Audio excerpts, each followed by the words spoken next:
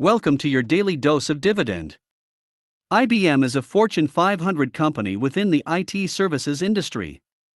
The stock price has underperformed the S&P 500 over the last 10 years, even with dividends reinvested.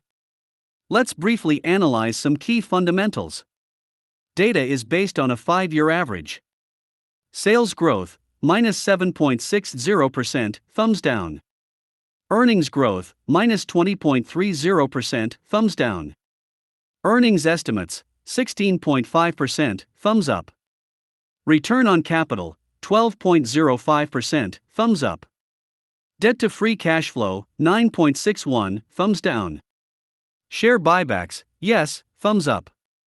Now for some dividend metrics. Dividend yield, 4.94%, thumbs up.